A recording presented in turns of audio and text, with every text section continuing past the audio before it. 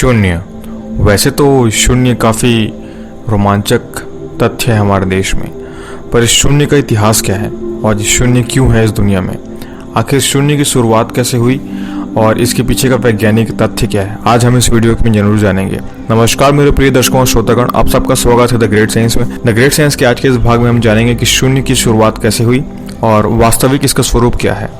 अगर हम इतिहास देखा जाए तो इसका बहुत सारे अलग अलग और विभिन्न पहलुओं से इसका इतिहास हमारे आज के इस जीवन पे इसका असर पड़ता जा रहा है। इसका अगर ऐतिहासिक पहलू देखें तो आज हमारे पास जो लिखित में इतिहास है, इसके हिसाब से हम सबसे पहले देखा गया है मेसोपोटामिया सुमेरियन कल्चर्स पे, आज से 4000 ईसा पूर्व पे। पर ये 4000 ईसा पूर्व सुमेरियन कल्चर पे सबसे पहले देखने के दावा ये हमारा जो आज का इतिहास का जो बुक कहता है ये कहता है। इसके बाद अगर आप इतिहास में ही जाएंगे तो इसको हमें मिलता है। इसके बाद अगर दूसरे कुछ सबसे बड़ा खोजे तो फिर हमें मिलता है ब्रह्मगुप्त के काल पे।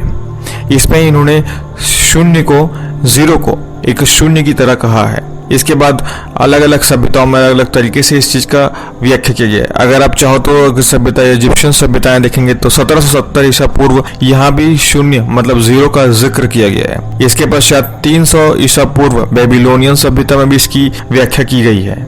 उतना ही नहीं, इसके बाद सबसे ज्यादा जो बहुप्रचलित हमारे पूरे विश्व में जिसे ये जीरो का श्रेय दिया जाता है वह है हमारे आर्यभट्ट। 5वीं शताब्दी में इन्होंने सबसे पहले डेसिमल सिस्टम का पूरी दुनिया में एक अपना नाम अर्जित किया, एक शून्य के दशमलव सिस्टम को आगे लाने में। और पूरी दुनिया आज इस चीज को लिए कि आर्यभट्ट ने मतलब कि भारत ने शून्य की आविष्कार की। हम हमेशा यही सोचते हैं कि आखिर इसके पीछे का वास्तविक रीजन क्या है, वो ऐसा क्या कारण है कि आखिर शून्य ही इतना बहुप्रचलित है।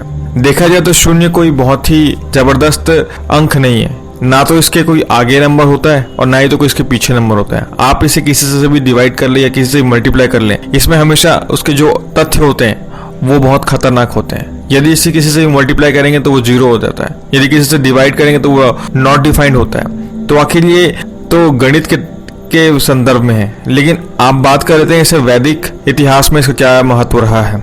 वैदिक इतिहास की बात करें तो शून्य का मतलब एक कोई अंक या तो फिर कोई अर्जित करने वाली चीज नहीं।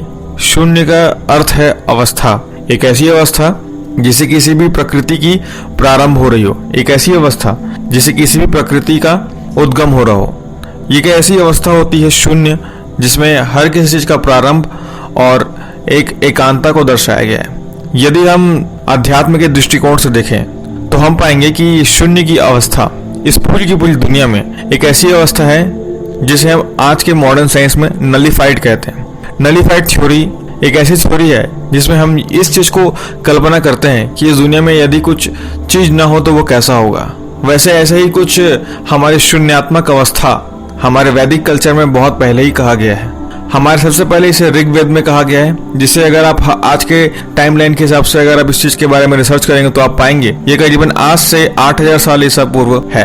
और इसी ऋग्वेद और बहुत सारे दूसरे वेदों में अलग अलग प्रकार के उल्लेख और अवस्थाओं के हिसाब से बोला गया है। तो हमने इस पर रिसर्च किया तो हमने पाया कि शून्य सिर्फ एक अंक नहीं है, यह एक गणना करने का एक तथ्य व तर्क नहीं है, ये एक अवस्था है।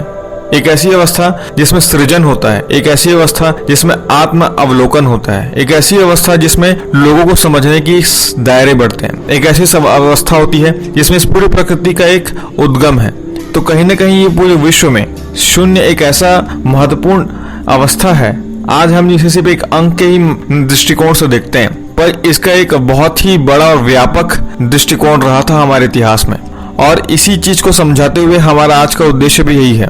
शून्य के बारे में ऑलरेडी बहुत सारे अलग अलग वैज्ञानिकों ने तर्क किया है। येल यूनिवर्सिटी में इसे शून्य को उन्होंने पूरा श्रेय मेसोपोटामिया कल्चर को दिया हुआ है। हार्वर्ड ने इसे अलग दिया हुआ है। पर यदि हम इसके बारे में और डीप रिसर्च करें तो हम पाएंगे इसे वेदों में सबसे पहले इसका उल्लेख किया गया है। शून्य को कभी कभी बिंदु भी कहा गया है। बिंदु हर किसी चीज का उद्गम होता है। यदि आप मैथमेटिक्स के टर्म पे देखेंगे तो हर कोई एक पॉइंट वेक्टर से लाइन वेक्टर बनता है और लाइन वेक्टर से कोई भी एक दूसरी चीजों पे फॉर्म हो सकता है। यदि आप ज्योमेट्री के टर्म पे देखें, ज्यामिति के टर्म पे देखें तो आप पाएंगे कि एक बिंदु से एक पूरा एक बड़ा ही आकार बनाया जा सकता है और एक छोटी से बीज से पूरा पेड़ बन सकता है। तो कहीं ना कहीं हमारी जो पहली सभ्यता जो इस पे कभी बात किया करती थी उनके पीछे भी शायद यही तथ्य हुआ करता था और कहीं ना कहीं ये बात सही भी है। आप भी देख सकते हैं आज भी बहुत से जो आध्यात्मिक गुरु हैं वो कहीं न कहीं हमें शून्यात्मक अवस्था में जाने को कहते हैं, हमारे मन को शांत करने को कहते हैं, हमें अपने मन से सारे दुष्विचारों को दूर करने को कहते हैं। तो मेरा और हमारी टीम का ये तर्क है कि कहीं न कहीं सृजन मतलब जो क्रिएशन होता है, इस दुनिया में जितने भी चीजें जो बनाई जाती हैं, जिसका एक बहुत ही बड़ा और महत्व प्रभुत्व पड़ता है इस पूरी धरती पे, इसका एक सृजनात्मकता आपको शून्यात्मक अवस्था में ही मिल सकती है। और इसी शून्यात्मक अवस्था के बारे में शायद ही ऋग्वेदा में पहले कहा गया होगा, जिसे आज हम एक बिंदु या तो फिर एक गणनात्मक पहली ही मानते हैं। खैर, आशा करता हूँ आपको ये जानकारी जान के अच्छा लगा हो, और यदि आपको इस तरीके से तर्कात्मक बात पसंद आते हैं तो आप हमें कमेंट बॉक्स में जरूर बताइएगा। और इस वीडियो को मैं यहीं पे विराम देता हूँ ताकि वीडियो और लंबा ना हो। आपको बताइएगा ये वीडियो कैसे लगे, तो हमें इसका सेकंड पार्ट जरूर बनाएंगे। बहुत बहुत धन्यवाद।